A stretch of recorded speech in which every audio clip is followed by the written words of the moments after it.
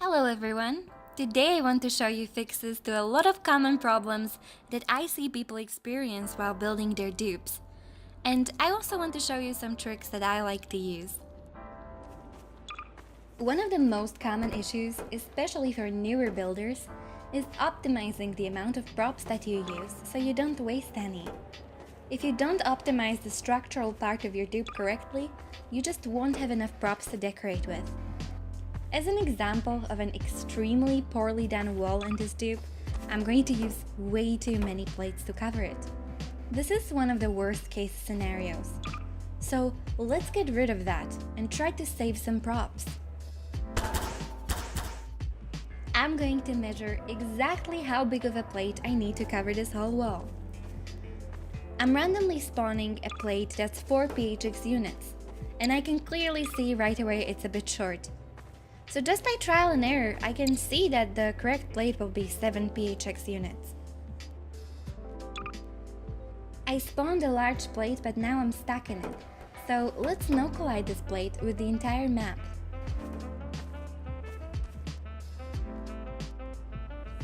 To no collide with the whole map, I will need to enable experimental settings in the precision tool with the apply mode selected. Experimental mode is quite important because it reveals only collide with player. This is a checkbox that makes sure your prop goes through the world. Be careful not to drop it or it might fall all the way into oblivion.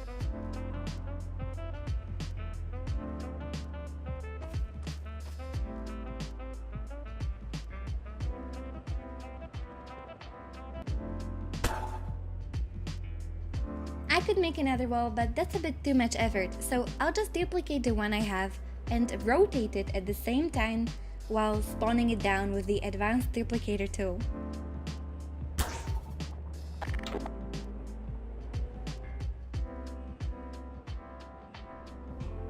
The floor is the same size as the walls, so that should be easy enough. Another 7x7 plate.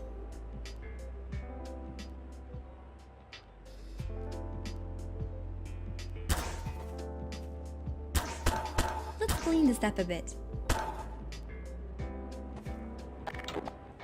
It seems like there's a bit of a gap here and I need to pull everything I've built towards the street. Luckily, pulling everything at once is pretty easy. Let's just weld all the props together using the Smart Weld tool.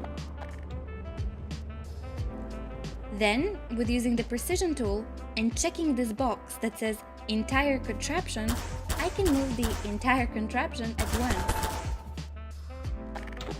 That's better.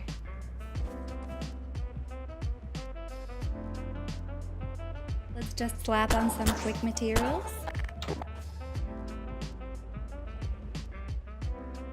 Another problem that I see with newer players is pasting your dupe at the same place that you built it.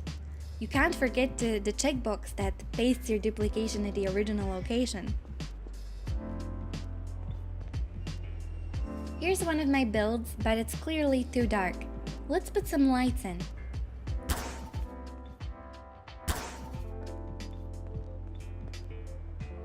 Now I'll show you how to get rid of the ugly rope.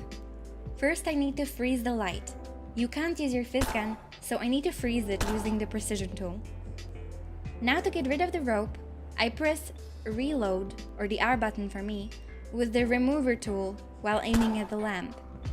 This gets rid of all the constraints, and since rope is a constraint, it will get removed. Now you can just color the light invisible and it's completely gone. You just have an invisible source of light. To save your dupe, you need to weld everything together, but that can be very annoying. Luckily, there is a faster way with the Smart Weld tool. I can select everything at once and weld it at once with one click. I can also shoot props that I want to save one by one if I choose that. My settings for the Smart Weld tool are here. Auto select outside radius. Make this one as big as possible so that it can reach as far as possible and it doesn't miss any props in your selection. My weld mode is props and world. This speeds up the loading/ghosting time of the dupe. And last but not least, materialize. You've got to choose your favorite color. Lastly, I'm going to show you parenting, which is a different form of welding. It's a part of the precision tool. This is very useful when you want to make a large contraption move. For example, you want to put a lot of food and tiny details on a little tray.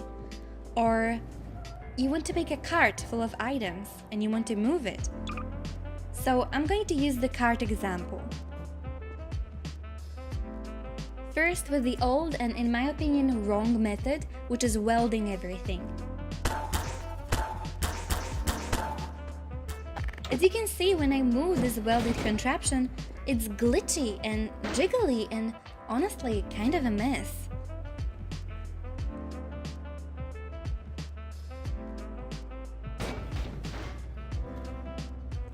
I can make it move much more smoothly than that by parenting it instead of welding.